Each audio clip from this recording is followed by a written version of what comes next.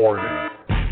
Welcome to the 2-minute warning where sports fans sound off.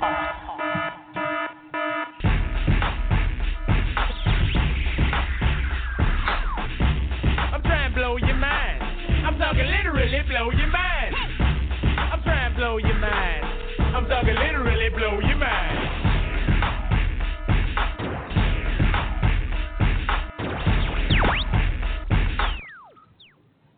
Welcome, fight fans, to the dirty 30th edition of the Pride Rules podcast. We are down a couple of soldiers in the Army of Death here. I think they're going to be joining us maybe a little later on in the show. But as always, the stalwart, the man who works 75,000 jobs, I think he's part Jamaican. I haven't asked him because I don't want to, rile him up and have him give me a machete to the face. But Tommy, how are you doing today? I'm good, man.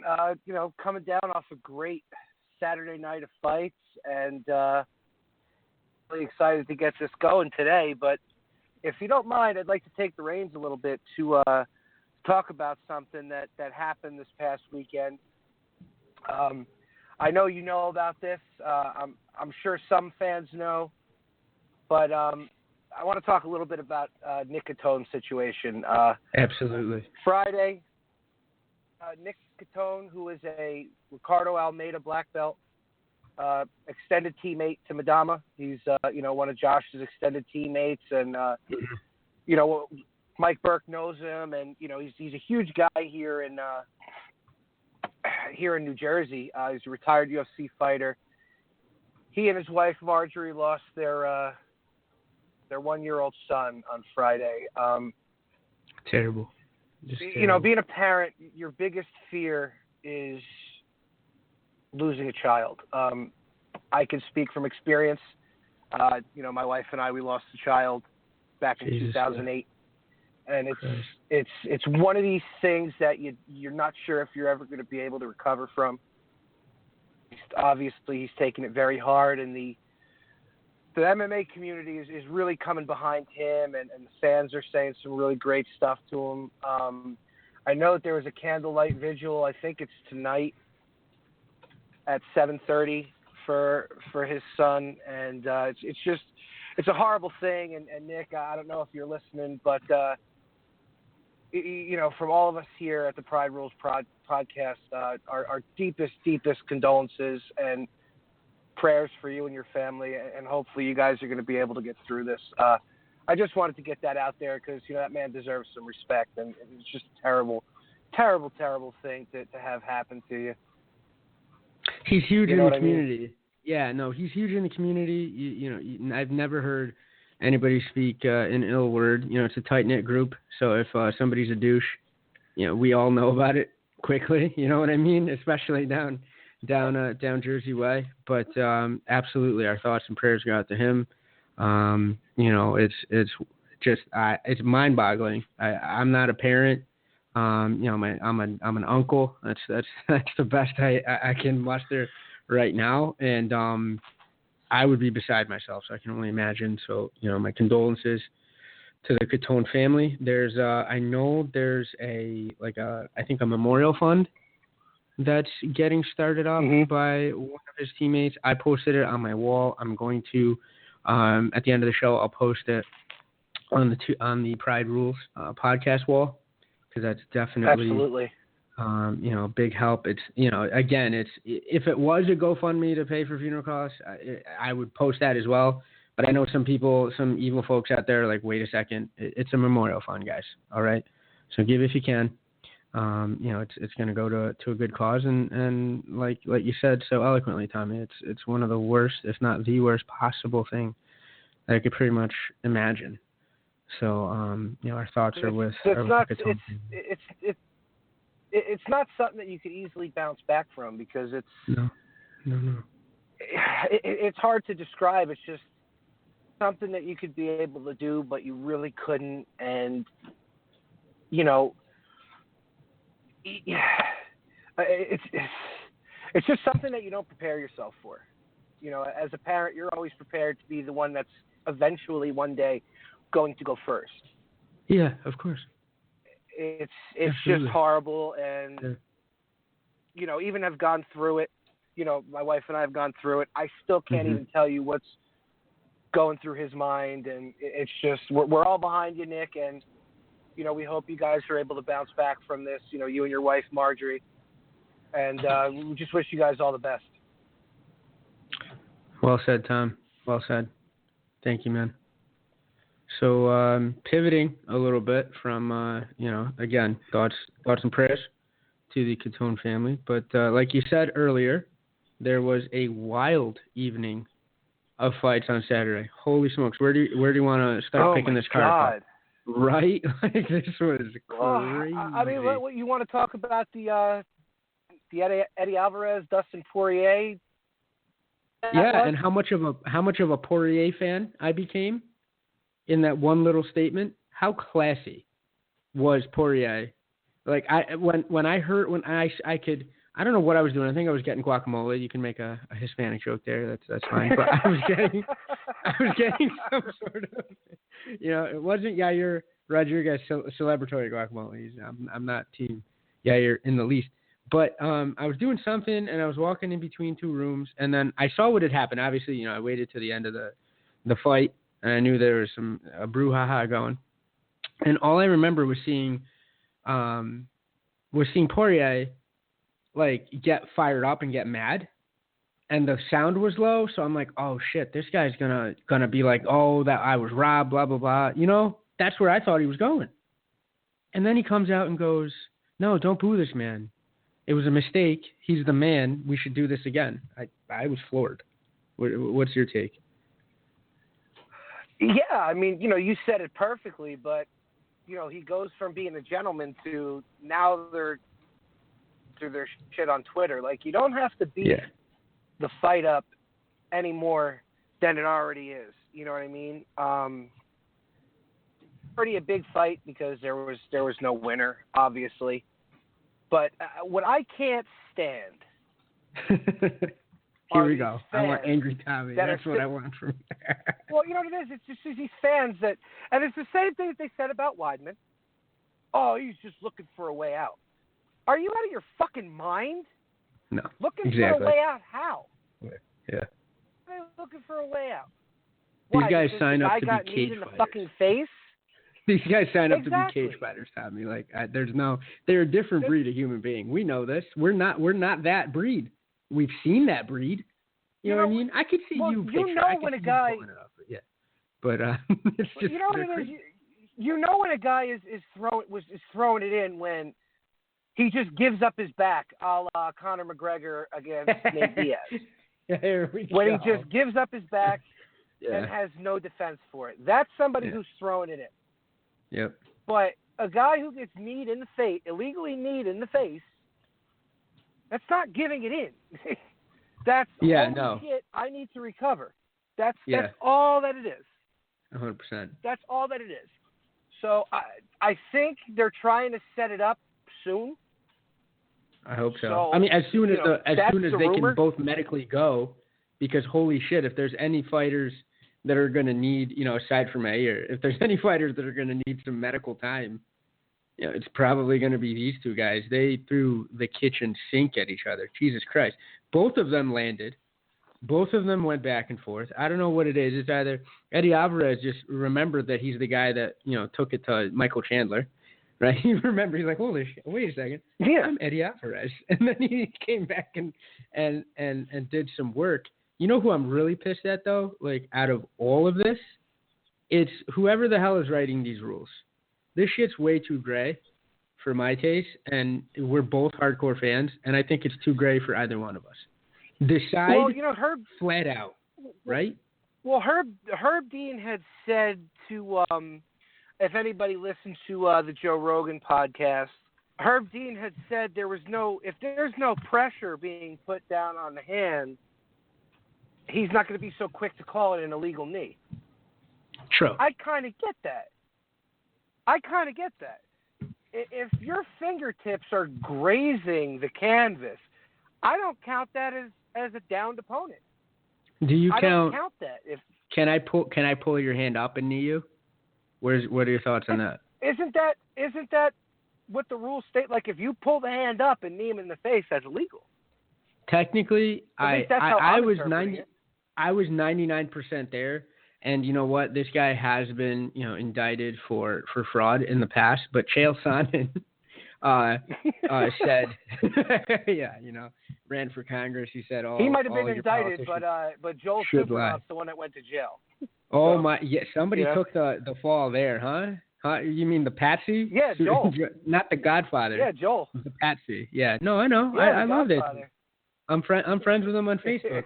But he I think he's somebody, off Chael's show now too. Not to get off the rails. he that was a huge back and forth. He got marched out of there. I think it felt like a work, but then it's being real, regardless. But Chael goes, if while I'm throwing the knee, your hand is still in that downed position as that third point of contact, then that's technically illegal.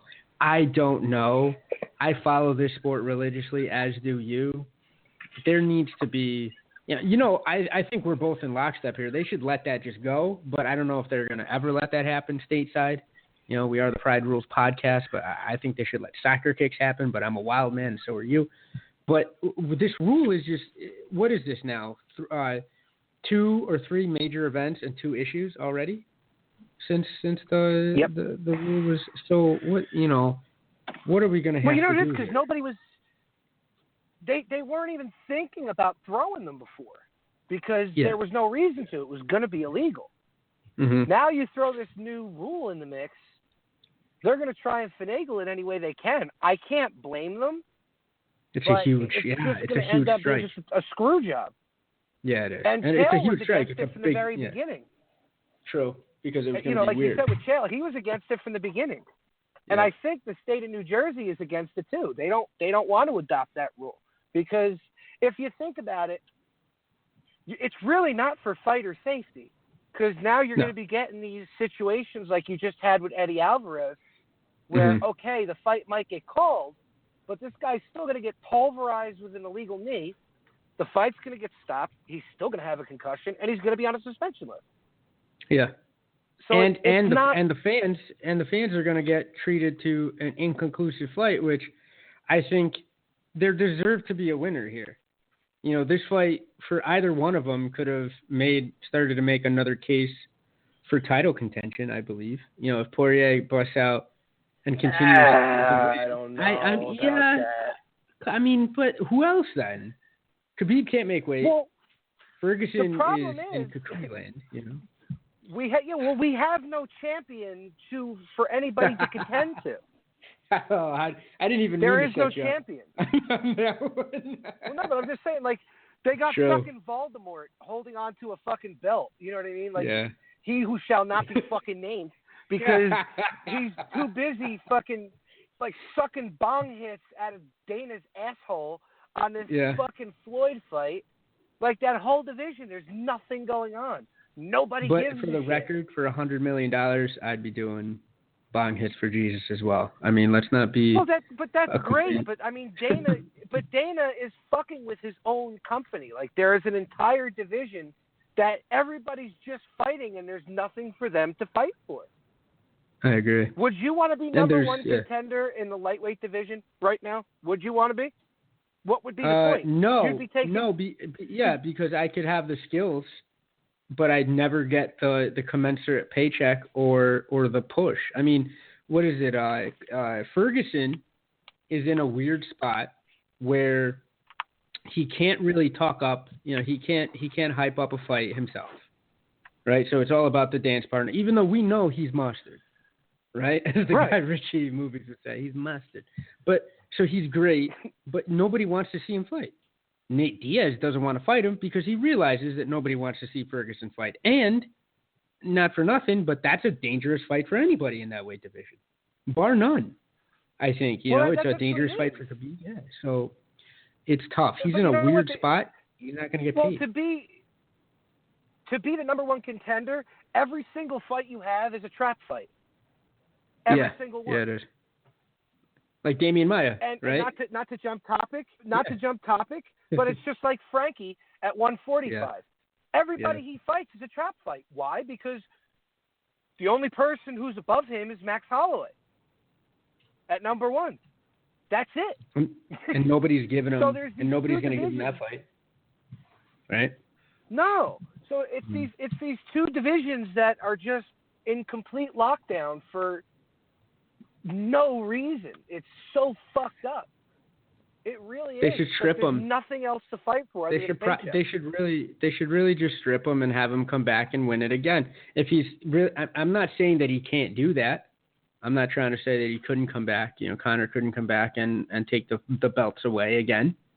But if you're going to hold up divisions for this long, and it's really, and I think where a lot of your ire comes from, not just haterade. I'm not thinking you're just sipping that stuff. And it's a legitimate gripe, is that we know, if you look back on the history of the UFC, right, where there were champions that weren't exactly liked by management and they tried to do this sort of stuff, they got stripped super quick. Yeah. Remember? Like there would be, if somebody, God forbid, say for example, let's just go back in a time machine, say by some grace of God, right, John Fitch had won a UFC title. Okay? Let's say he just finagled, right, exactly. He had finagled it somehow, right? Yeah. If he had said, hey, man, I got, abducted by aliens and they took out three vertebrae in my spine, I might need to take a couple weeks, Dana would have been like, fuck you, I'm stripping you of the belt. Any reason that he could have taken that belt away from that poor bastard. Well, look at Randy Couture. Look what they did to Randy. Exactly. And that was a fucking champion. That was a champion. He's one of the greats. He's a legend. Dana couldn't wait to get rid of him. Dana could not wait to get rid of him. Yep. So it's a logjam that just doesn't need to be there, and it's giving these guys nothing to fight for. I think we have somebody wanting to chime in though. Hold on one second. We got a caller. Hey, buddy, you're on. Hey, what's up, guys? Hey. Oh, there he is. What's going on, earlier brother? Kareem 15. Kareem 20. Kareem 25. Whatever he wants to do, man. Thank you.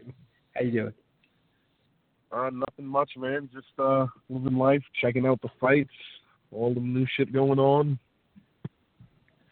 Yeah, we just got done talking about the Eddie Alvarez, Dustin Poirier fuck job that we're hoping is going to be rectified sometime soon.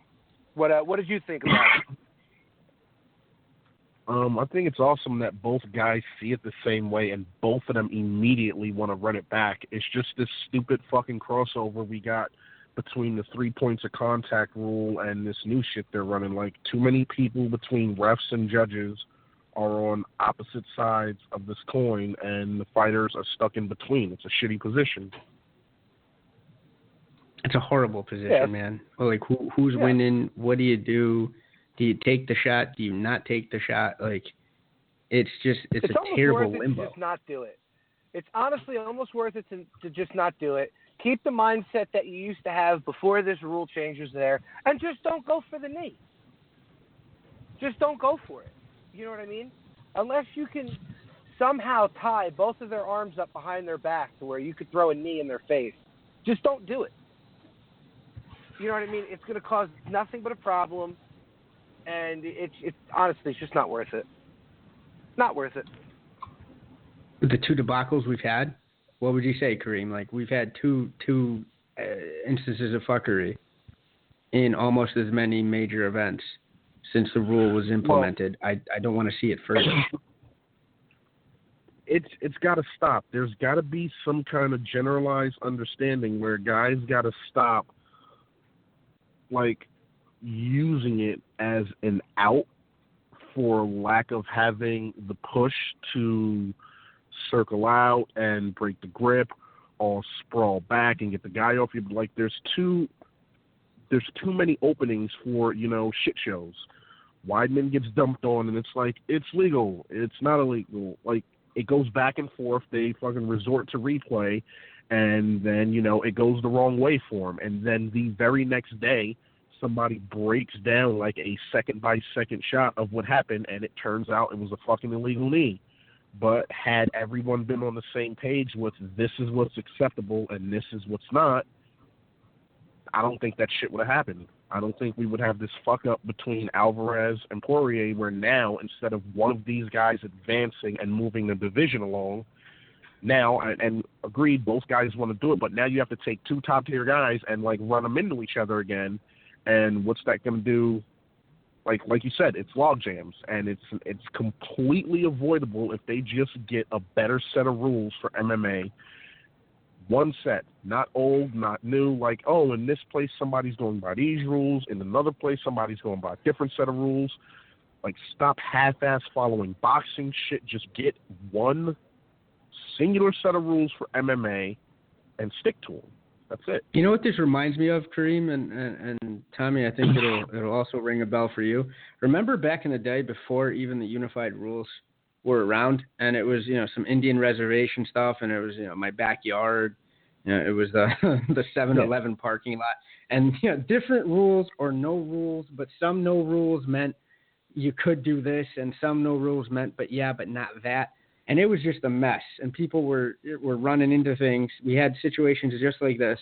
Nobody knew exactly what was going on. The unified rule should be unified for a goddamn reason, and it's to avoid weird situations like this. I think you go abroad, okay. If you jump from the UFC to ONE FC, then have at it. They want to play soccer with your head. Ask Roger Huerta how that worked out. But at least there's a set of rules that you're going into. This is the Wild West again. Different commissions in different states have different interpretations of this. Well, California's new rules now that they just implemented, I don't think anybody's going to want to fight in California. Yeah. They're making it crazy. ridiculous. Yeah, they are. It's they're going to put headgear. Each state has a different rule set. This one's not adhering to what New York's adhering to. It's just getting too much, and it's too ridiculous, and it's actually ruining cards and ruining careers, honestly. Yeah, because there's win money. There's win money involved, right? Well, yeah, but like who's getting win money? Think about it this way: if those two didn't want to fight again, now you got who's pretty much coming out on top. The other one's coming off an injury. Who do you have Alvarez fight after that? Yeah, that's super inconclusive. Nobody. Yeah, nothing makes sense. Exactly. No, not at all. Do you give him a title shot? Do you give him a number one contendership? No, it's a no contest. It's a weird aberration from some janky rule that nobody seems to have figured out. I kind of have to agree with you guys. Just get rid of it. Go back to the way it was. It seemed like people kind of figured it out. I agree, though, Kareem, that it's definitely cheapo tactics. It's when you're getting set on your ass and you can't drive for that double or you can't figure out a single. You guys know. Or your half guard game is not up to Maya's level where you're just not going to scoop them under. Yeah. Then you're just like, I have my hand down, home base. Nah, bro. Okay, this ain't tag. This isn't flashlight, a dust time, kid games. Front face locks, like going in the crackdowns and then head and arms and all types of it's one of the things that Chris showed us in the seminar he did. Like, that's one of the things he loves to do. It forces the guy, like when you crack him, you bring him down in that front face lock and you slip your hand over to get that head and arm before you go into anaconda. In them type of situations, just the instinct of, I don't want this guy to smash my face into the ground would make a guy throw his hand out. And if the guy on top of him has his head where he should have it for that move, he's not going to see a hand go down, and he might throw a knee. So that's what makes it so dangerous. And it's such a diverse skill set, especially with having this be an American MMA promotion. Like, you touched, I think, on a great point. Chris loves that position. He's a great grappler. What's his base, though? It's wrestling, obviously, right? And you can really make a good career for yourself on a lot of levels of wrestling if your snap down is vicious. If you have that club for a hand and you can smack somebody down and then get the party started that way, I've seen NCAA championships won that way. I've seen, international gold medals won where people just have bear-like clubs for forearms and hands, and they're bringing your head down where they want, and then they're starting to control the rest of the whole match. So you're going to take that away from somebody? Didn't Weidman put Tom Lawler to sleep with Anaconda choke? Yes, he did. Yeah. And that, it was filthy Tom Lawler. And I think Tom Lawler was invoking was that the one where he was invoking Dan Severn? Because that would be even doubly impressed if he was rocking the fake amazing mustache. But I know he put him to sleep. I know. I know he put him to sleep. His chokes in there are pretty crazy. You take away that position, or you make that position less agreeable to the rules or winning in any way. I think then what? You take out a lot of Tony Ferguson's preferred moves. You know what I mean? If you can't do things like you said, Kareem, to induce a reaction. Some of the best fighters we know, in fact, I would go as far to say as the best, one of the things you do as a great fighter, period, is you react off of the reactions that you induce. You set traps. You say, hey, listen, I want your hand to go here, and you're going to put your hand here from a front snap down position if you think I'm going to knee you in the face. And because your hand's going to come out at that point, I'm going to try choking the shit out of you. You know what I mean? And that sort of advanced thinking is what makes a great fighter a great fighter. You start muddying up the waters because of some weird rule. I can't get behind it. I don't know. I wish they would rectify it some way because it's ruining cards, as Tommy said. It's absolutely destroying cards. It is. It's not the only thing. Like this is what I'm saying, and it's gonna happen, and no one's going to believe me now, but later they're gonna be like, "Damn, Kareem said it." UFC's going down. It is a sinking ship. How long have they been saying, "Oh man, we're gonna do something about the gloves, the eye pokes? They're a little bit too much. It's ridiculous. We're gonna change the gloves up." Gloves are the same. They've been saying that shit for 3 or 4 years now. Gloves haven't changed. They haven't even made the effort to redesign the glove yet. Oh man, the 10-point muscle boxing doesn't really work for MMA. We should look into that. Haven't looked into it at all. It's the same shit they've been doing since the inception of everything. Since Vititas bought the shit, it's still the same. Oh man, I mean, the worst part, what you said about the gloves, what you said about that, I mean, they bought fucking Pride. Why didn't they just use the Pride gloves?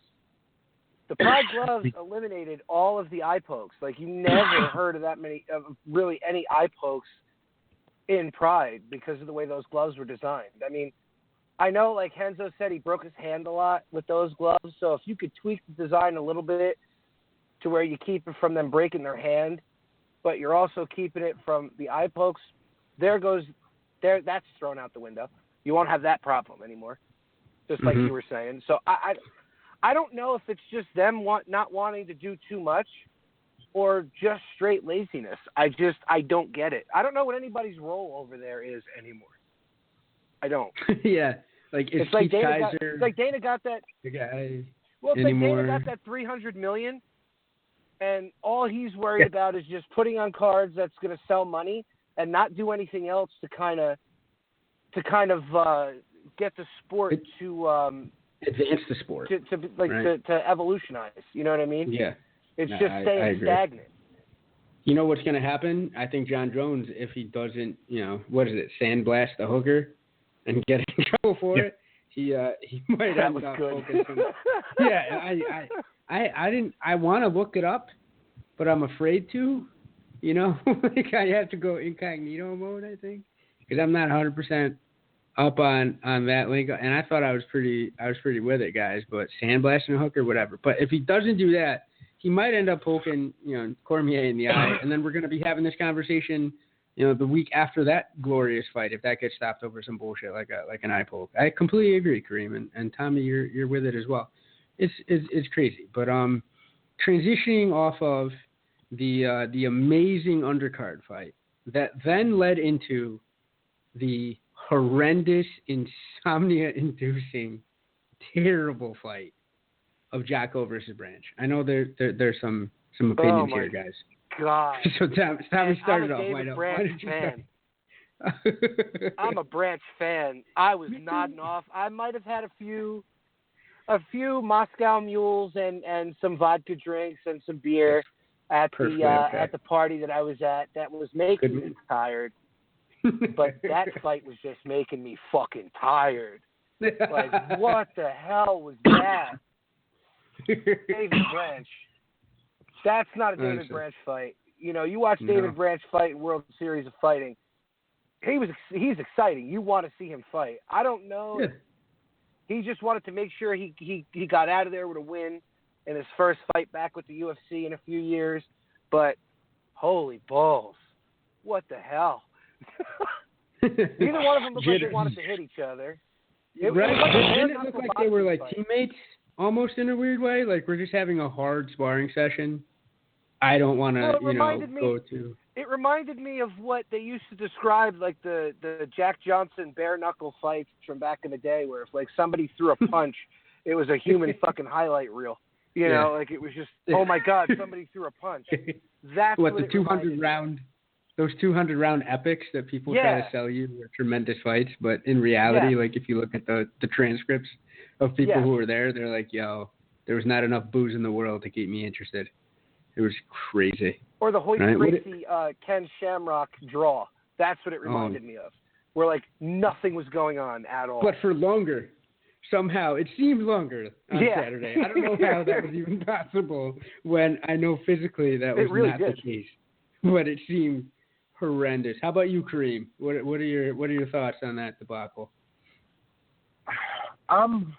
What made me a further fan of Branch is like immediately on like his social media, he's like, oh, go check out his Instagram. Big things going on at Branch Jiu-Jitsu. And the only thing it was like a little GIF, like with his logo on it and everything. He's like, all right, we're going to be going over the mistakes I made and the mistakes I plan on never making again, ever. Like he was aware that there was a bunch of shit. He was like, yeah, I went there, I got the win. He didn't feel like super, like he didn't feel rushed. He didn't like the lights, and like being back wasn't a bother for him, but he was very aware that his performance wasn't what he wanted it to be. He was like, he didn't try and like take a safe way out, but he didn't push where he could have pushed. And he was like, he definitely wanted to finish the guy. And there's a couple of mistakes he made in some exchanges where he's like, that's what he's going to be going over. He's going to be going over like those mistakes he made in the fight there at his school. And he's going to be going over a bunch of shit he's going to do, like, showing his students, like, here's how you rectify that. Like, here's how you avoid that. Here's what you're supposed to do in them instances. So I can't, like, the fight was what it was, but I can't rain too heavy on him because, like, immediately, we're talking, like, the next day and a half, he's already addressing performance was lackluster. Here's some mistakes I made. We're going to fix this shit, and we're going to come back and be better. Like, you got to love that. He didn't go, I got my win, a bunch of shit up on it. He's just like, nope, never making them mistakes again. It's time to go back and make shit right. How much, Kareem, if I could follow up real quick, how much do you think and this is also Tommy, obviously, but, like, how much do you think it was Jocko not wanting to engage either? Because it takes two to make like Brendan Schaub would say, it takes two to make a shitty fight. So what was going on with Jocko as well? I think Branch was in, like, he's trying to, like, feel things out, find a good rhythm, like he was saying, get in there and make some moves, which is why he didn't capitalize on some spots that he says he could have. But I also think when you, like, if you're standing across the stage from David Branch, it's not David Branch from before. This is, like, I mean, World Series of Fighting might not be, like, the creme de la creme of MMA, but a motherfucker who's actively defends two belts, like, right? Yeah, he was killing people. Defended two belts. He's a fucking world beater.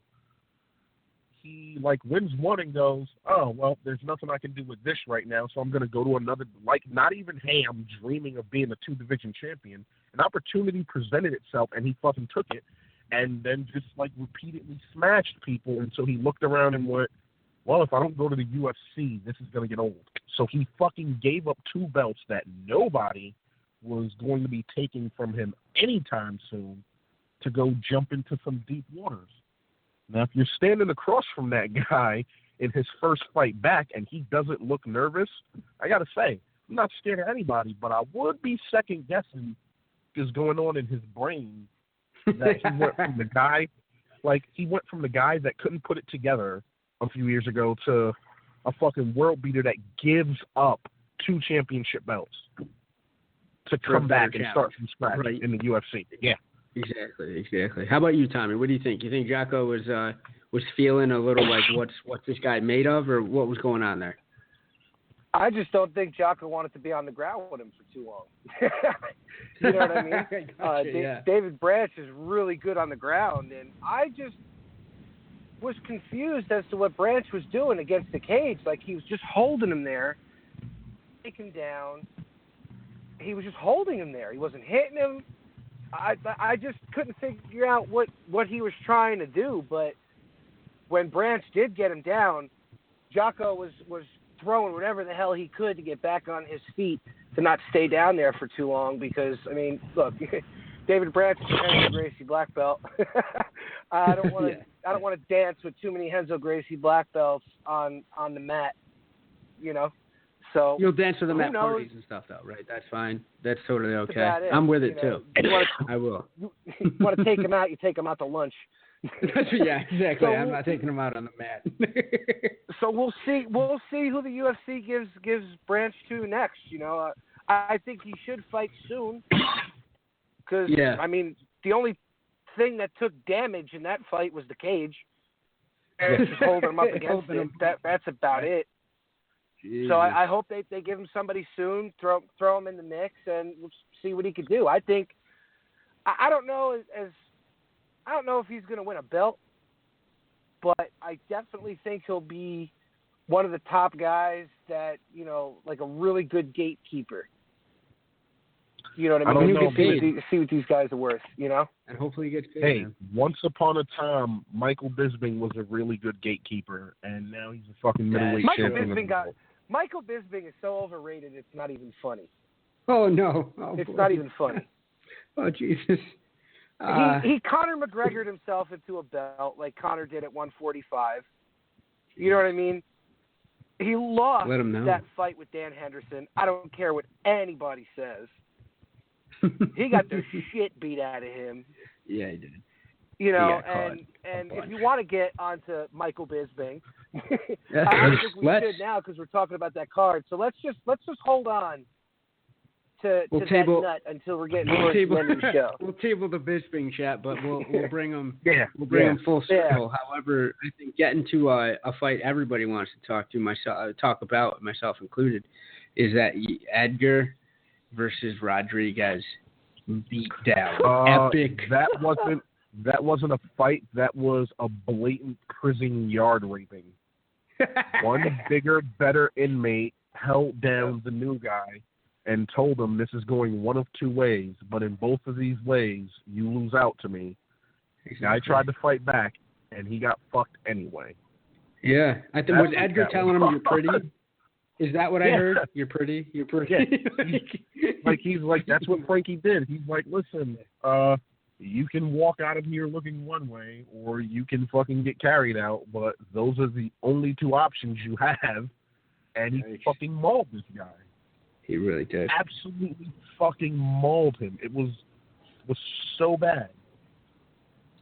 Is that a situation where, as teammates, guys, say you know you're in Yair's corner, and the doctor doesn't stop it in that round? Is there anybody holding the towel? Is there anybody holding the towel going, this is just fucking intense? Like he might lose that goddamn eye. If Frankie had taken him down early in that third round and just started waffling that eye with more elbows like he was doing, the referee was probably going to stop it. True. It was already there. He wasn't defending himself. I mean, it was just it was like a schoolyard bully fighting the blind kid at school. Oh no! Yeah. You know what I mean? There was nothing he could do. Like, yeah, somebody should have sent him in there with some mace and a rape whistle, so they would know exactly when it is. This guy's done fighting. Some wasp spray. Just something, right? Just something to shoot in Frankie's eyes. Frankie is a dangerous, skilled motherfucker on any day of the week. He happened to fucking catch Frankie when Frankie's proving a point. Like, I'm whipping somebody's ass for a belt. And he fought angry, guys, didn't he? Like, did you get that sense? He had a chip on his shoulder, more than normal. Well, you saw the chip that he had on his shoulder when the doctor was checking out Rodriguez's eye, and he's pacing with his arms up in the air, screaming, "What the fuck are we doing? Are we fighting or is it over?" Yeah. I've never ever seen Frankie in a fight like that where he was just pissed. And you saw it after the fight, like when he cut the promo, like talking about Catone's son, he still looked like he was pissed, like he was fired up and wanted to fight Joe Rogan, like he just wanted to hit somebody else. It was wonderful. I fucking loved it. Yeah. I loved it. Like it was just, it's like he's a different guy. I mean, do you think that could push him over the top though? Do you think that sort of attitude would get him that shot that we were talking about before the show? Here's the problem, like what we talked about before. If Aldo beats Holloway, they're not going to give Frankie a third Aldo fight. It's not going to happen. There's going to be no money in it. I mean, you're going to have Frankie fans wanting to see it, but other than Brazil, nobody gives a fuck about Aldo. So what's Aldo going to do? Sit on the belt for another year and a half, and then you have a logjam at 145. Again. There are no other fights for Frankie that are going to matter other than Holloway or Aldo. That's it. Nothing matters. So that might be Holloway true. has to win. First of all, I think he is going to win. I think Aldo's done. He's at least done at 145. I'm in 100% agreement with you there. I'm in 100% agreement with you there. Yeah, if he's not done Holloway fighting, doesn't win, he's done at 145. Aldo's done. No at IVs. I don't think he gets there safely. I think you're right. Like it's too much for him now. I just think he can't do it. I just think he doesn't care anymore. I don't think he cares anymore. He doesn't care. Why? Because he has a bed and a roof over his head. He's not a Nova Now orphan anymore. He got running water. He's made enough. You got to think. He's been on top pretty much his entire career. You know what I mean? It's obvious he doesn't give that much of a fuck about money. Because if he did, he'd fight more. Yeah, and he stays in Brazil where the dollar goes longer. I think we can't discount that. But that's an issue. He gets 300,000. Say he gets 300,000 to win, and maybe 300,000, just to show up. That's $600,000. But he's spending it in Brazil, right? I don't hear of him living up here. He trains up here sometimes, but I think he's 99% of his time he's back in his hometown. That $600,000 goes a hell of a lot further down there, no? Yeah, it does. Well, yeah, but I think I'm sure he's endorsed with things in Brazil where he's probably getting so much supplemental income that he doesn't have to worry about fighting. Supplements, if he said? Was that quick to just give it up? Yeah, supplements. What I'm saying is, I don't think, not even like money or needing shit. I just think at 145 he's done like the first time he fought Frankie looked like he was a little extended. Then toward the end, he started like putting some shit together. And then Aldo kind of switched around how he fought him the second time. But once again, like Frankie had him figured out, just with not enough time to fucking like make the difference that would have got him a decision. Well, he couldn't get him down. That was the problem with the second fight. Yeah, he could not take him down. Which Aldo's legendary for his takedown defense. That's been his thing his whole career. Fight when Frankie took him down, Joe Rogan and everybody were shocked, like, holy shit, Frankie took him down, but Aldo gets right back up. You know what I mean? So demoralizing, that was kind of too. Difference maker in that second fight. You could kind of tell. Like, I mean, and any mortal man that finally took that dude down, right?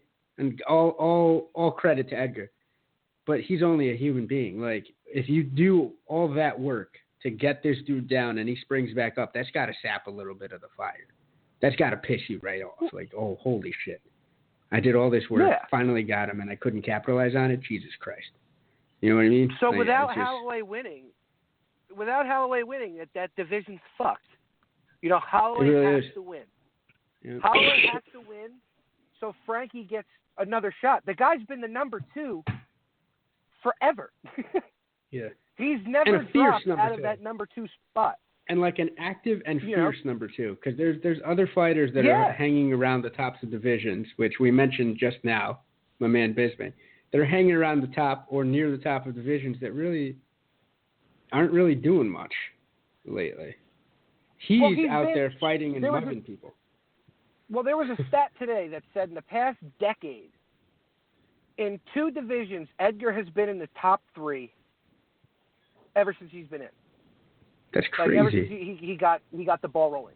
So pretty much his whole career, he's been a top 3 fighter. That's tremendous, like dude. Unheard of. Yeah, that really is tremendous. You know what I mean? And when we think it's back to when he was doing it in the 155 division and the monsters he was fighting there too, like these aren't powder puff divisions at all.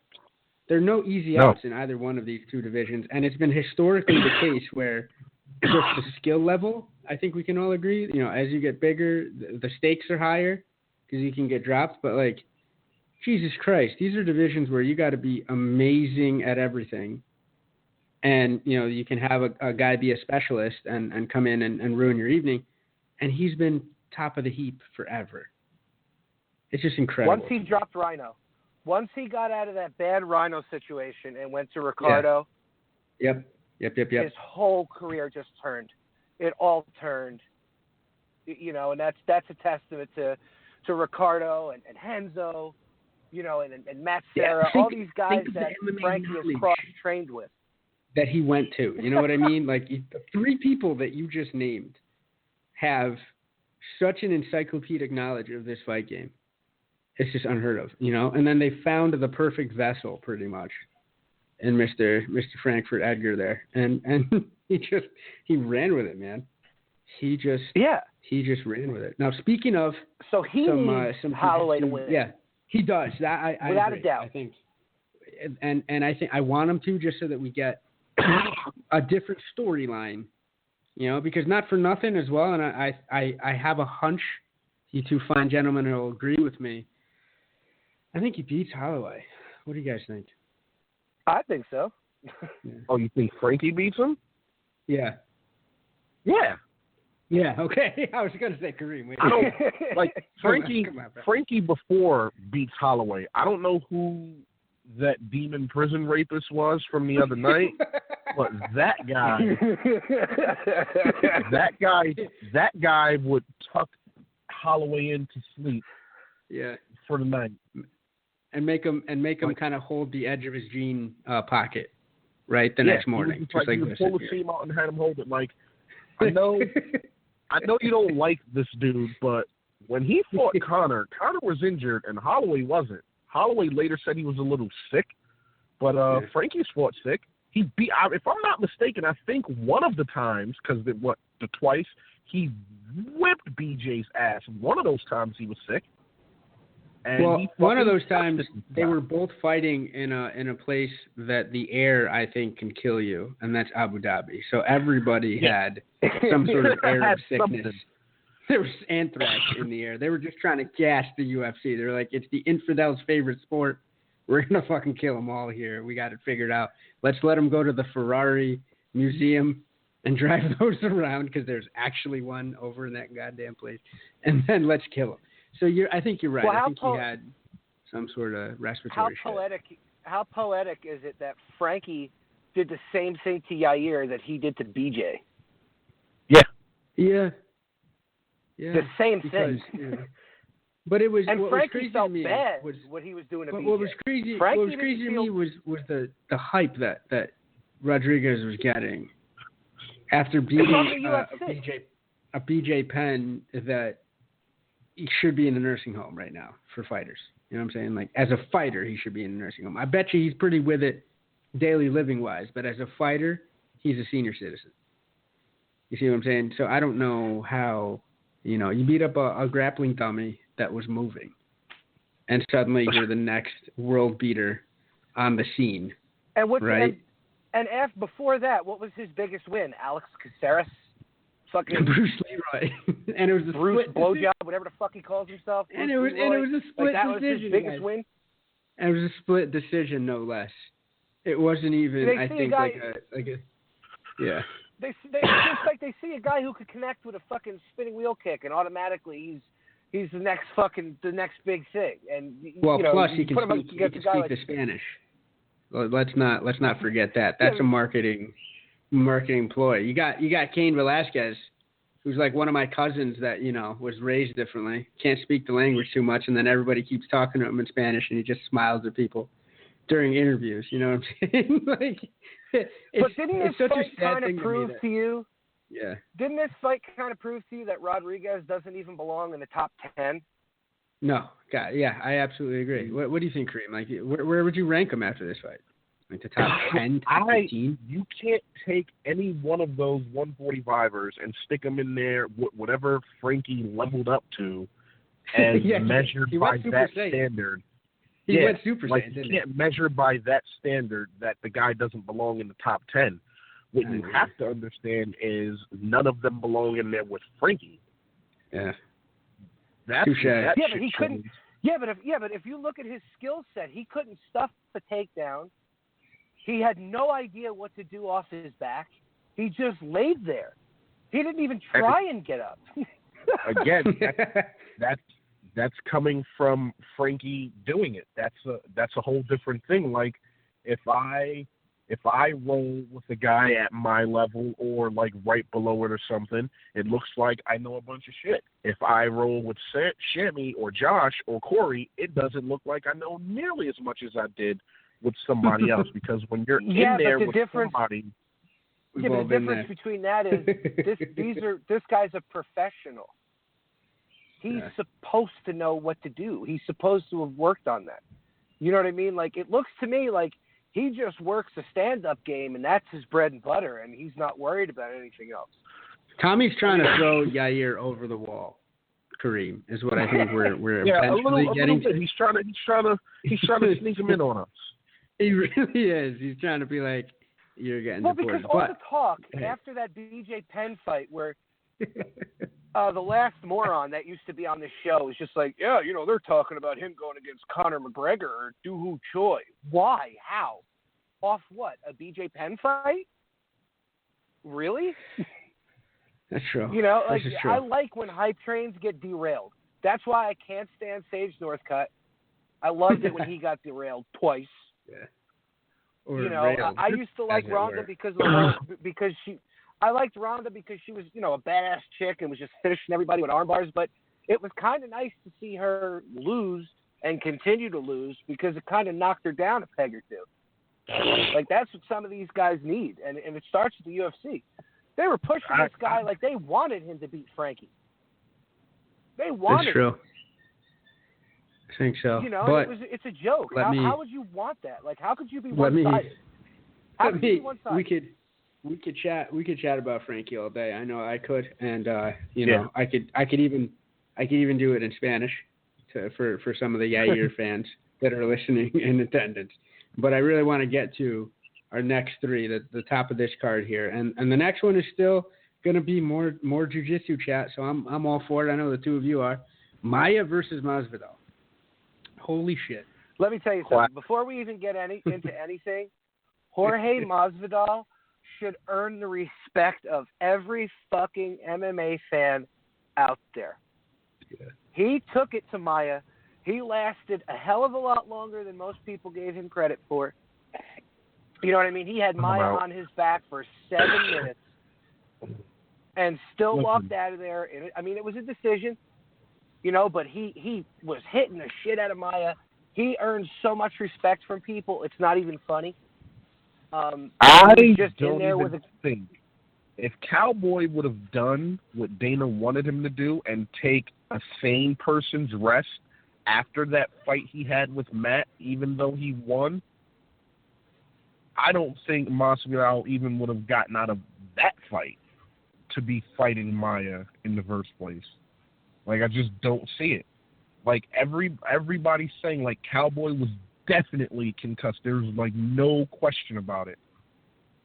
There's no reason other than him deciding I'm going to do what the fuck I want to do that he should have been fighting again so soon at all. Like, there's no way his head was cleared for that Masvidal fight. And,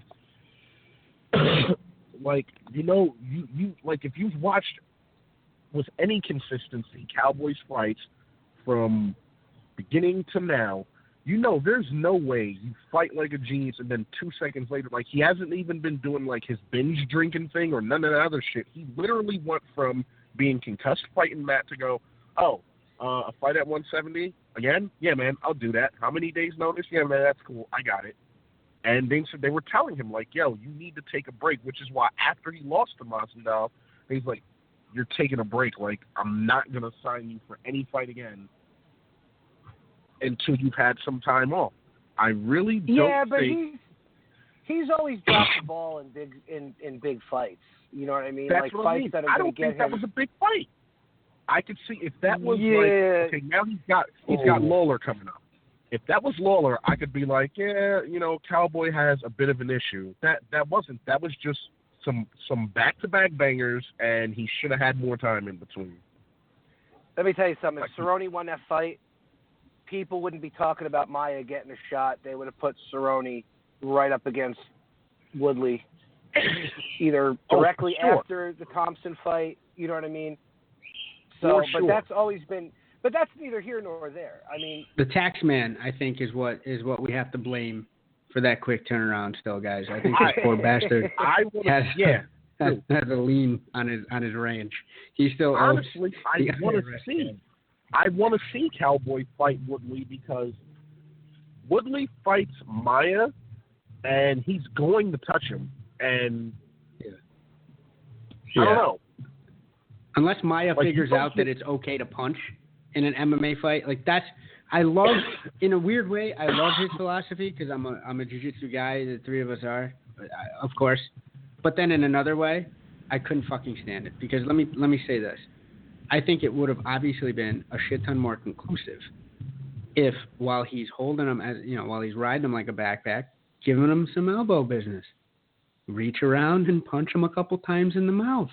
Let's not leave, then we don't get that weird scoring that we did at the end of that fight, which I go back and I'm trying to re-look at these fights. I have the sound off. I'm trying to figure out who the hell. I think Cecil Peoples was judging as one of those three sons of bitches, blind son of a gun.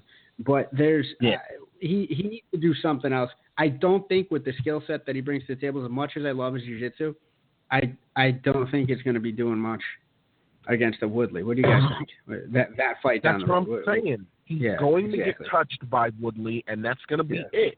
But if you stick somebody like Cowboy in there who's got every ability from hands and feet to put you to sleep too, then that's a danger. Just like he said with Wonder Boy. Like Wonder Boy's got some great strikes. He's like, that's not an easy thing for him to get prepared for. He's always one of the worst camps of his life, getting ready for a striker like that, a specialist. Yeah, it's one of those things. Might not want to admit it because he's coming up from his lighter weight to 170 now. Cowboy's a specialist, man. He fucking dings you. Like when he catches you, he dings you the fucking liver kick and into that head kick. That 1, 2, 3 to head. It's lights out, man. But he dings you. What I love is that he dings you like 14 times, and then you wilt. Like you guys know, as you've all trained. So there's some folks that'll hit you and then watch, right? Like they'll hit and they'll admire their handiwork in a way. And coaches hate that shit. I've gotten yelled at for it. Maybe you guys have. Maybe you guys have better habits than I did. But I used to, like when I would get a real nice shot, I'd be like, no, get out or keep hitting them. You dumb son of a bitch, is what one of my boxing coaches used to say, in Spanish. Rest in peace. But he hits you, and then he just keeps hitting you, and you wilt. It's relentless pressure. He'll hit you in the head, and then it's never like a one. But it can be one shot that hits you. His technique and his power is there. But what I really love about Cerrone striking is that it's just a continuous, elegant barrage of violence. Yeah, definitely. He's always cutting angles. Every other strike is an angle. Violence. It really is, man. He's got the I don't know, man. I think I have to kind of agree with Chris from weeks ago, where Cerrone's always going to be that bridesmaid, and never the bride. Mentally, I think that's where it is. I agree. But you know what? I in today's UFC, where it doesn't matter if you have a strap or not, he's making a ton of money. every time he fights because he fights so consistent. I think and he he's never probably flies. in the He never top flies. list. I think Right, he's guys? and I think he's in the Yeah. top list with Reebok.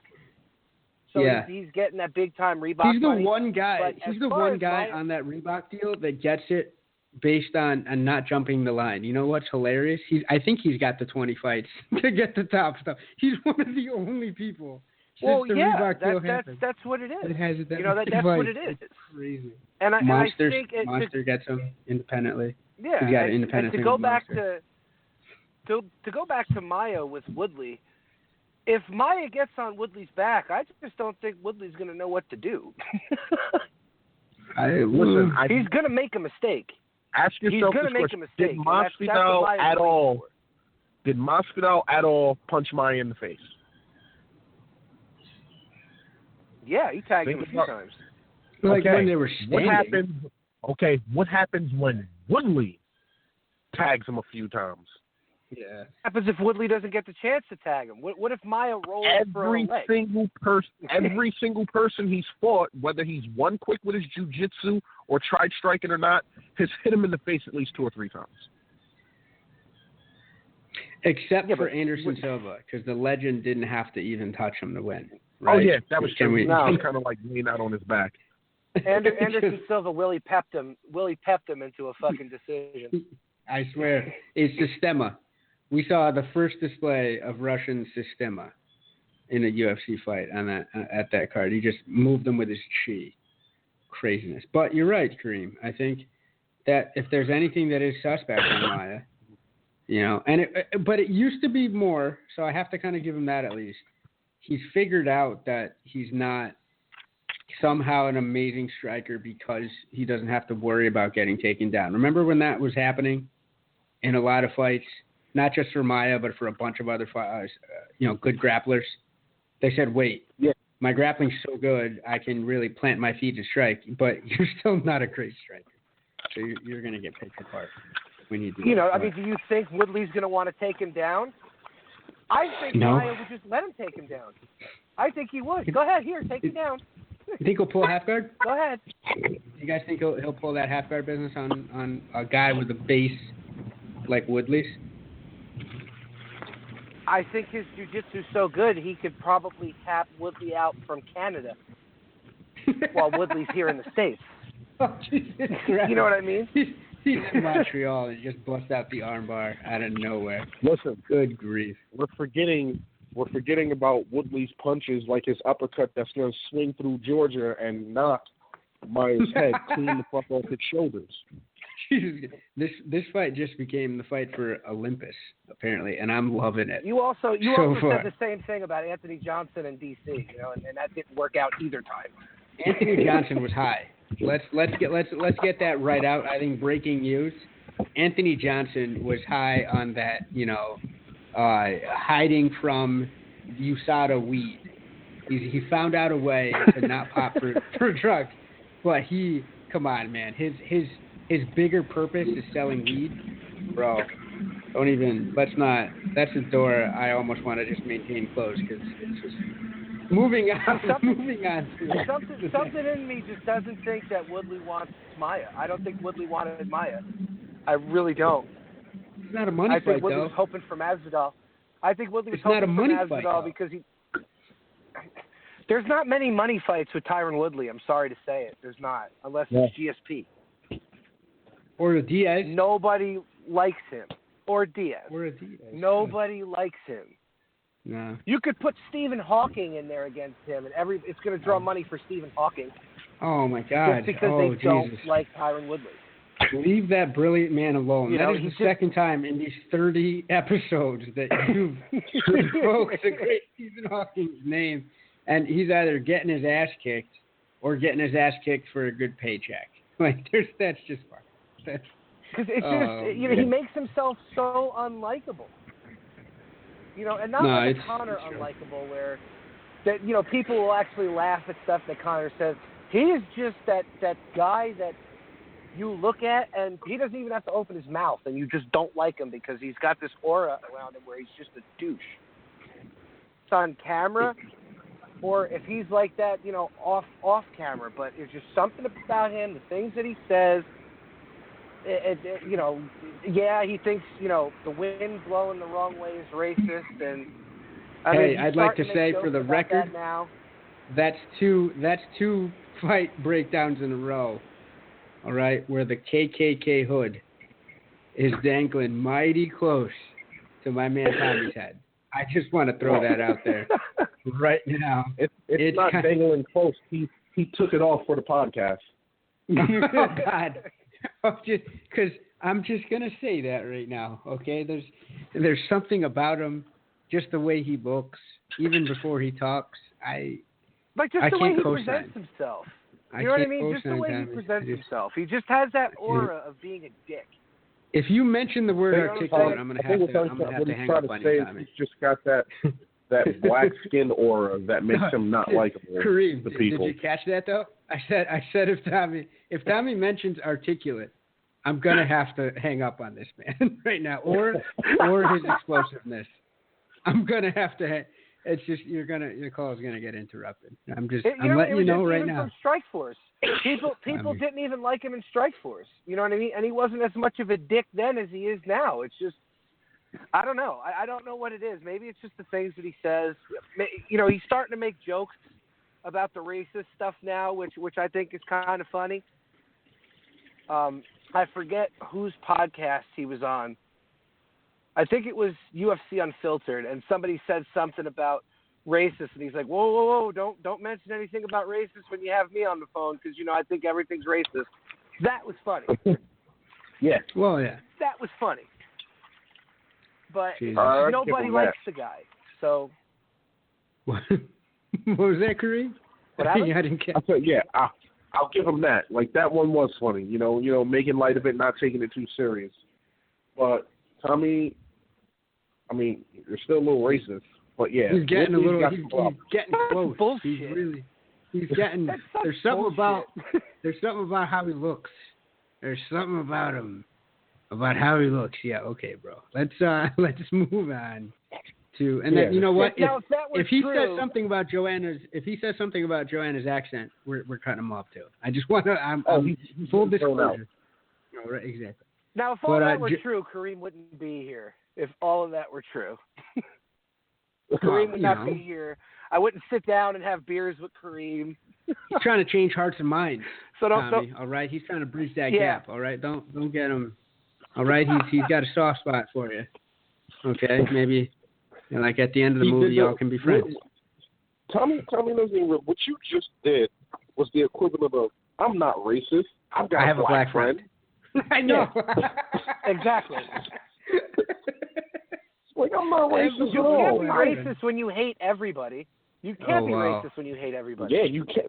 What you just said was racist. You can't be racist when you hate everybody. You're just racist against everybody. It's just, I hate Connor, and he's whiter than fucking siding on a house. I can't stand him. That's racist against white people too, man. I mean, white people deserve the same protection. Give me that moniker then. He's the Archie Bunker Pride Rules podcast. I think we found. Exactly. He's going to be our Archie Bunker. That's Seriously. really what it is. And everybody loved Archie, so moving on. Hey, I'm the Puerto Rican. You're Sammy Davis Jr. apparently, Kareem. Just letting you know, right? I remember that. That's cool with me. Sammy that's fine. Got to do a lot of things. Exactly, he really did. He was part Sammy of. Sammy had one eye. Teams. Kareem has one arm. That works. Oh, there you go. No, that's fucked up. That's completely fucked up. Anyway, and I have one ear, so yeah, we're a motley crew here. Yeah. So we're going Joanna Champion versus the Tank Andrade. What more is there? I can't. If there had been a sixth round, it would have been more of the same. I think until Joanna's joints gave out from whooping that ass too much. Like, what do you guys? Joanna couldn't have got any more in that ass if she would have used a fist and went up to her shoulder. That's fucking ridiculous. That was really was. It was crazy. Like, I might have know what to say about that. You know, in the fight game, Joanna has already superseded Ronda. More marketable. Because, the movies and everything. But if I was Ronda Joanna's in the beginning, that would have been the woman I was trying to train with. You're in two different weight classes. There's little to no chance of you ever crossing paths. That they could have made each other, like they could have created like a perfect diamond between them two at those weight classes, and then with like Mighty Mouse at the top of the pyramid. It would have been like, who's beating these people? Nobody. Are you starting? This sounds like the beginning of a porno, though, Kareem. I'd like to have you back up really quickly if we're gonna. No. If it sounds like the beginning of a porno, I'm gonna drive forward. There's no going back. Would that be midget porn? Two normal sized women and Mighty Mouse? That's midget porn. No, they're all about the same height. That's a whole different demographic. Isn't that crazy? And That's one of them is strawweight female. All... That's craziness. But Joanna was just she's working angles. She's hitting her with everything. Andrade gets my respect for being a tank, but I think we're seeing another situation where, you'll always be number two as long as the champions, decides to stay in that weight class. They're bringing in a 125 class, I guess, so maybe she moves up. What I do want to touch on, though, is Kareem. That was a great point, Kareem. If her and Ronda had somehow trained together, all the deficiencies on one would have been shored up by training with, a specialist at the other end of the spectrum. It would have been tremendous, man. Good God. But the mental game with Ronda would the mental game with Ronda would always be there, and when that loss finally happens, she's going to crumble just like she did. So I don't know if I'm in a camp with Joanna Champion, you know what? I'm going to turn into a fucking vampire myself too, because that's just going to rub off. Good Lord.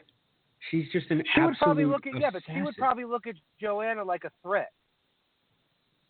That's true. Instead of like a learning any opportunity. Other woman that would, what I mean? Any other woman that had a little bit more shine, Ronda looked at like a threat. Listen, I don't think people should be shitting all over her like, oh, she was a fake shoot. No, she wasn't. She did what she was capable of doing because no woman at the time had the skill set to go after her. And to be honest, I wouldn't even say that Nunes had a skill set to go after her. She had some base and boxing skills, and she hit like a fucking truck.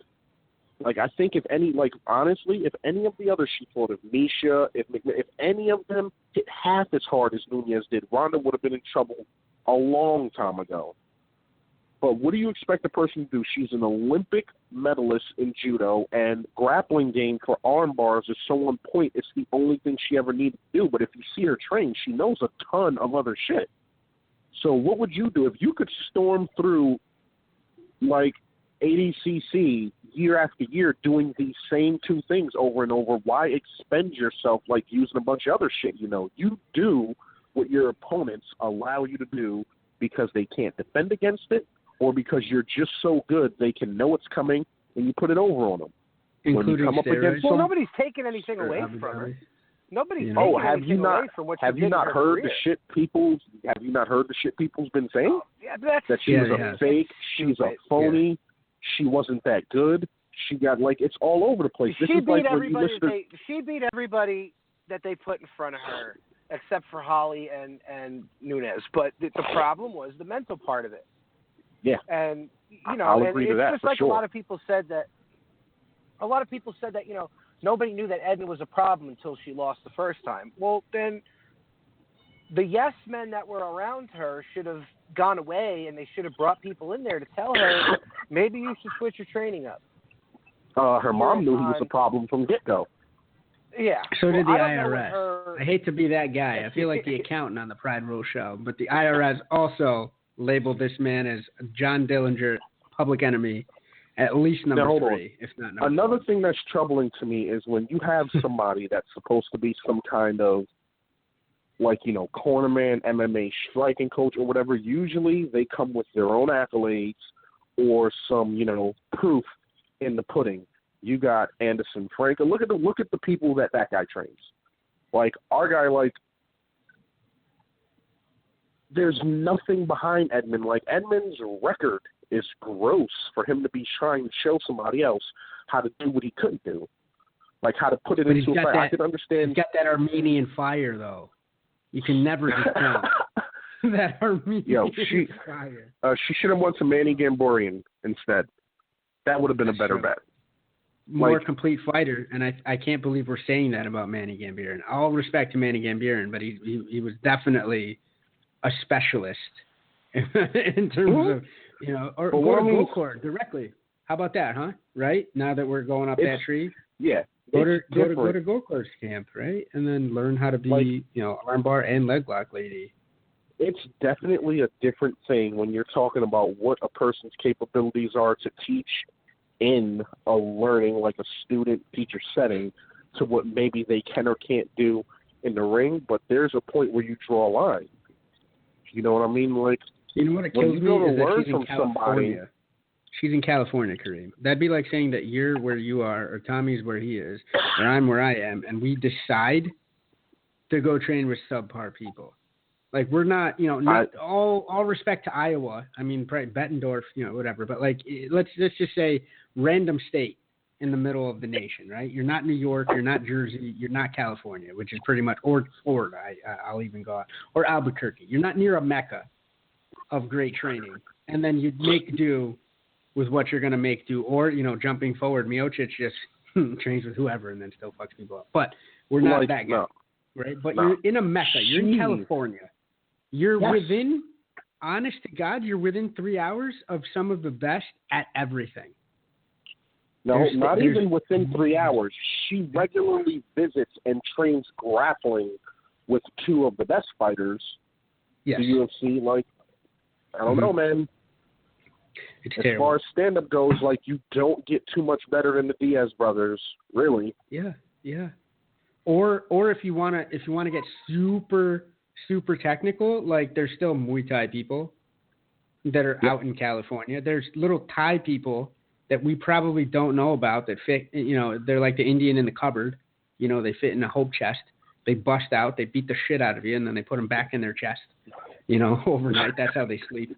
Like the little Japanese guys in Seinfeld, right? They just kind of hide them in the big armoires. Hide them in drawers. Right, exactly. And they put them to bed. But, like, there's amazing people out there that could teach you the best at everything. Find me a better judo person than, in the States at least, but then you're still a stone's throw away from Japan.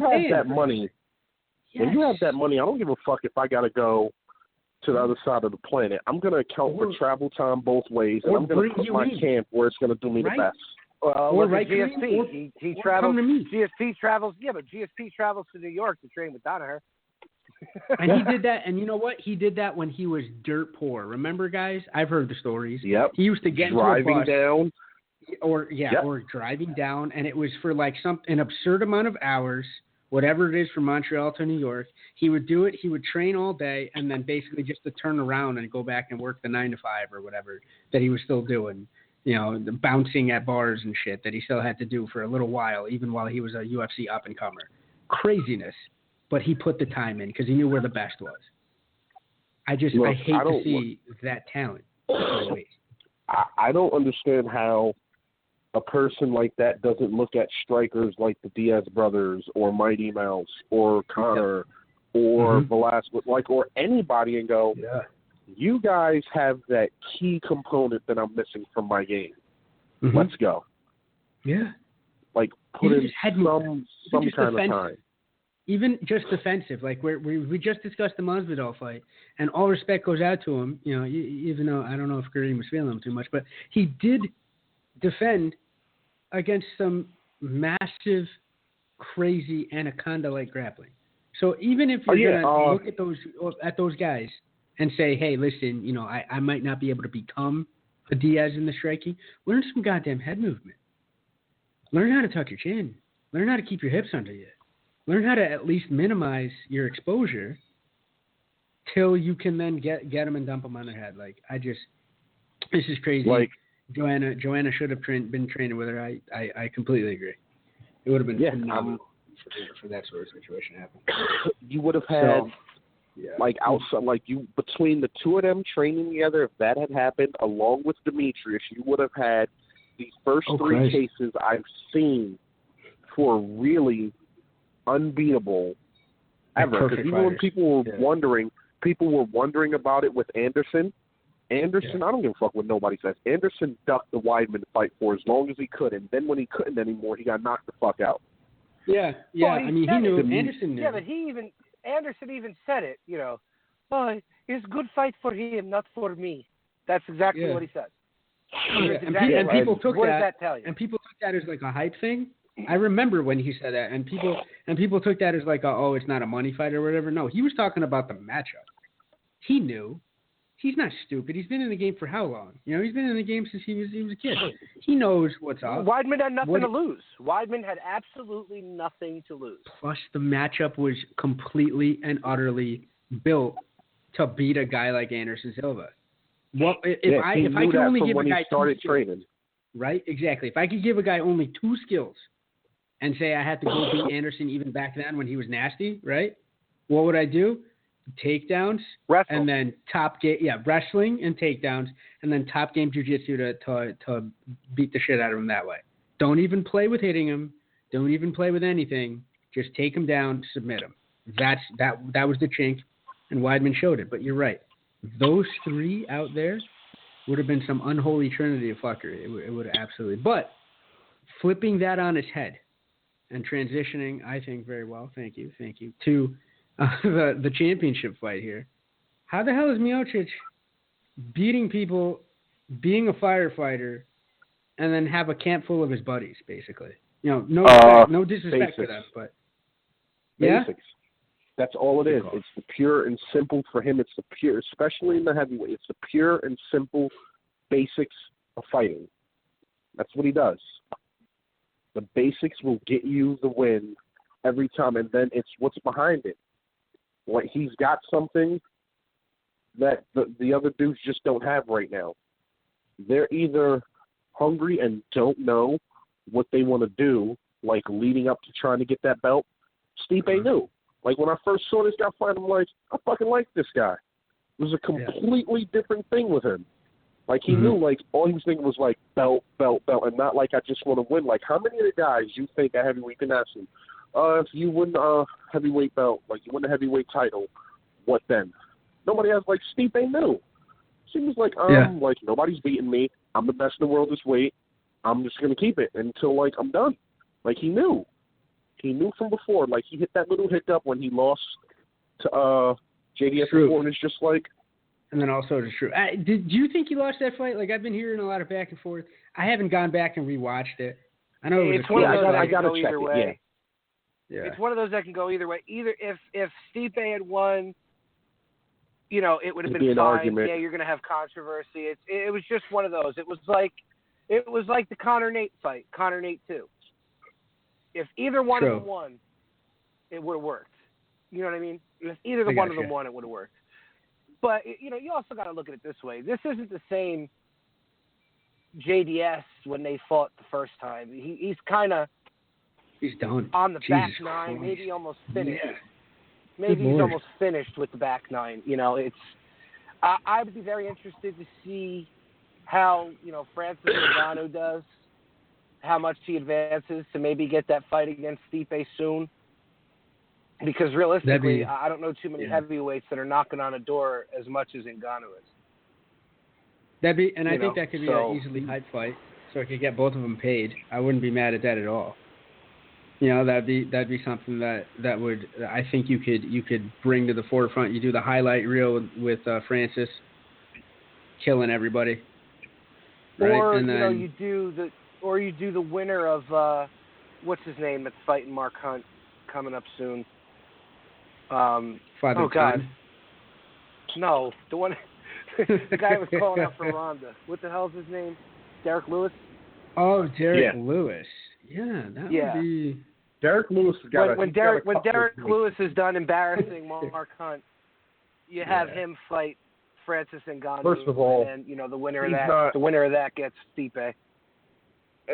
When I see Hunt training, I'll know better. But I don't know. Anytime dudes hit like Hunt, I don't think guys that get hit, like he got hit a bunch and got hurt in the last fight. He was making jokes about having to poop and shit. No, he got fucking hurt.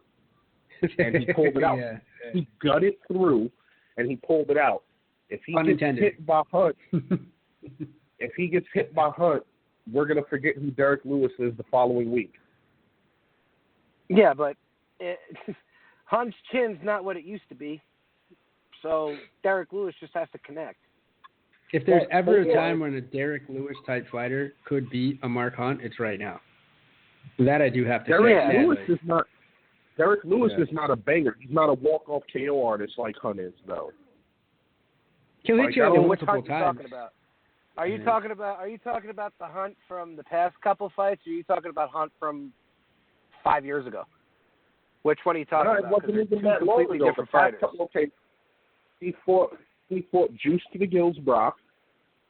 No, come on. We're not going to get on that. We're not going to get on that. We're not. Brock could have been clean for 10 years, and Brock was still beating Hunt on his wrestling alone and his size. Hunt is a fat 260. Brock Lesnar has to cut down to 260, and I'm pretty sure a steel bat over Brock Lesnar's back, and he's going to fart in your face and laugh at you. You know what though? I just got a telegram that told me anabolics he had running through his system. I'm sure he Mark Hunt denied Tommy an autograph 6 years ago. I think he wrote him a letter, and that I think is the root of this crazy hatred that Tommy has for Mark Hunt. Good sweet You had Lord. the same hatred. You had the same hatred when we were talking about this. I hated him crying about the loss because I remember the Mark Hunt that used to not give a fuck and used to fight everybody with needles. That's why I hate him now. Like, not hate him. Hate's a strong word. I don't hate him. I just dislike what he's doing because he's embarrassing himself. It's true. Himself. That's what he's doing. But what's the next? What's on the docket then? We've discussed a little bit on the winner's side of the card. What's next on the docket for JDS? Where the hell does he go from here? Retirement. I hope retirement. That's 2 votes. Nails in the coffin. I hope retirement. Sweet Jesus. No, he could just. He should just hang out. No, he should just hang out and not fight wait for easy fights, right? Like, what's his face? No. See? Because what easy fights are there in the heavyweight division? He should drop down to middleweight. Again? He should drop down to middleweight and fight Bisping, because that's all Bisping does is wait for the crazy money fights. I was trying to set you up there, Tommy. Jesus Christ! Come on, man, take a hint. So, all right, so you want to jump right over to the Bisping thing now? I think so. I think that's the yeah. All right. Let's swing it on over. Michael Bisping has come out and said that his knee is not 100% enough to fight Yoel Romero for George St. Pierre. Yeah, that was slick. Not even going to lie, that was very slick. So here's what that means. Here's exactly what that means. Well, if I take the risk and lose to Yoel Romero, I'm not going to make as much money as I would make fighting GSP if I lose my belt. That's exactly what that tells me. Because he said that when he loses, exactly what that is. When he loses his belt, and he said this, he's probably going to retire. Do you want to retire with a bigger nest egg, or do you want to retire fighting a guy that you should beat? Because honestly, he should beat Yoel Romero. I'm not sold on Romero. I don't care about his freakish strength that he's got. Kareem, is this another racist thing we're seeing here too? He's not sold on Romero. No, he hates Tyron Woodley. Not at all. You know, listen, I think I'm not super sold on Romero. I don't like Romero because he's a cheater. Oh my God! Thank you. He's a cheater. That's the problem. And it's Romero not, is and it's not cheater. the steroid thing either. It's what he does in between rounds. Like, that's the bullshit. That's not right. You know what I mean? He shouldn't have got the chance against Weidman that he got because of the Tim Kennedy Guys, fight. They use the metric system in Cuba, and I think he was unawares at how long the 1 minute was. All right, let's not jump to conclusions that my man was. I think they didn't say un minuto. Okay, for all the wasn't Spanish. There something else he did with like him sprayed down with water or some shit? Oh yeah, he basically pulled a flash dance. No, he pulled a flash dance and sat there and hit and pulled a little cord, all right, and somebody dumped like a bucket from over the top of the cage. And he was like, I'm fine. I'm ready to grapple again, sir. No forget Jesus. Like, wait a second, bro. You can't be all about Jesus and be one of the dirtiest, like, blatant cheaters on the face of the earth. I respect Chael Sonnen because he's a cheater, but he's like, you know what, fuck it. I'm going to cheat. Yeah, I'm going to try because if I ain't cheating, I ain't trying. Yoel still tries to come off and sell me Bibles. Meanwhile, he's milking rules for all he's worth. It's really exactly. It's the soldier of God really is using a little bit of devil juice to get by in fight. I think. Well, you know what? He embraces his culture very, very well. He's a Catholic, but he does Santeria. All right. So if that's not a study in contradictions, then you don't know your Caribbean Islander religion. So it's a combination of craziness. I've lived it. It doesn't make any sense whatsoever. It's hilarious trying to reconcile the saints from both sides, but I don't know. I think Bisping is. Was Bisping drunk when he said he's done waiting, and then he just sobered up and said, "Wait a second, my knee hurts"? Is that what we're seeing here? I think what he was honestly trying to do was bully GSP into an earlier fight date. Yep. Yep. Mm-hmm. Okay. Yep, that's exactly what he was doing, and it blew up in his face. You know why? Because GSP makes the rules. He sure does. GSP makes the rules because before Conor McGregor was there, it was GSP. He was the one raking in all that money. I mean, he was the one that had the crazy endorsement deals. You know, everybody loves GSP. You know, and that's say incredible because for a while there he was getting a little bit boring with his fights. I think I love him to death, but some of them were a little, less lackluster. They're a little lackluster in the excitement department. But it's a testament. But it's a testament to how likable he is, right? That he was still top of the heap and getting mad endorsements. That's what it was. Yeah. Because he was saying that he had all this pressure on him, which I get. He had to keep winning. He had to win. He had to keep winning. Everybody they put in front of him, he had to beat. The Nick Diaz fight, all the hype behind that, he had to win. The Josh Koscheck fight, he had to win just because of all that shit that Koscheck was talking and all the bullshit that he was doing on the Ultimate Fighter show. Like, they were all have-to-win situations. He just got tired of it. Now, he wants to fight just because he wants to fight. But, hey, he wants to fight on his terms. Do I like it? No, but I get it. He's going in a different weight. He's going in a different weight class. Now he's going to be fighting bigger, which is going to really be interesting to see. Because I think he's just going to mop the floor with Bisping. I wouldn't say he looks bad, but maybe I'm over-analyzing it because it's not what I'm used to seeing on GSP, but he is heavy. Yeah, he's huge. He really is. Well, I think he was also pushing his stomach out more, and they just snapped the picture at the right time. That's what I think that was. He did it on purpose. Because he looked fat. GSP has never looked fat. Yeah, and you know what? He hasn't competed in 3 years, and he didn't let himself go. He still kept training. But the thing is, I've also seen photos of him training with the Danaher Death Squad, and he doesn't look fat at all. Like, I even saw one today with him, like, he was sitting down, and it was one of Danaher's, treatises that he writes on Facebook. Love the guy, but he can write. And it was about, working guard and whatnot. And he was working guard against Nicky Ryan. Like working on your weaknesses, working on, playing to somebody else's strengths. Long story short, GSP was sitting down in a rash guard, squatting over, kind of doing seated guard. Didn't look fat there. So I do have to consider that the dude was just hamming it up for the camera. I don't think he's got a perma pack. Like, he's one of those guys that I'm jealous of because he's got the six pack no matter what the hell he does. You know what I mean? He just trains so much, even when he's off. I don't think he's getting fat. I think he's getting big. I think he's getting thicker. He's done with this whole, sucking it out, I think.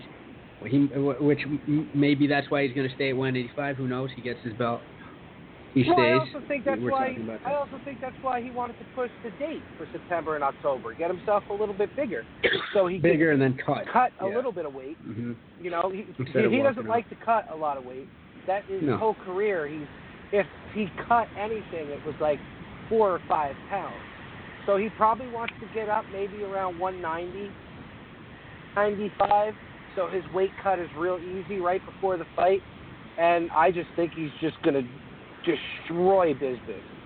I don't think Bisping's going to be able to stop his takedowns. I don't think Bisping's going to be able to do anything against him on the ground. You know, I'd love to see Bisping get caught in a leg submission just to watch him scream in pain. I would love to see that. Jesus Christ, man. I wouldn't count Bisping out. Get it? I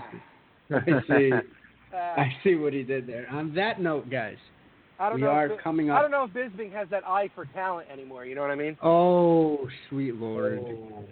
Pirate Captain Bisping. I have to get in on this. I can't let it go. I just saw a picture of him, and he looked like he was he's an extra in the new Pirates of the Caribbean movie. But anyway, on that note, gentlemen, we've made it. We crossed the finish line. We were down 2 of our compatriots. You know, we hope things are going well for them. But you know, we've made it. 30-30 is in the books for ADK Fightwear, for Madama Jiu-Jitsu, for Black Hole Jiu-Jitsu. For anybody that's given us any shine and shared stuff on social media, helped us out, dropped a couple comments, called in, and not been an asshole that we've had to hang up on. Okay. For Kareem, for Tommy, and for myself, Omar, this is the Pride Rules Podcast signing off. You guys have a great evening. Lenny's in Lavalette. Eat right.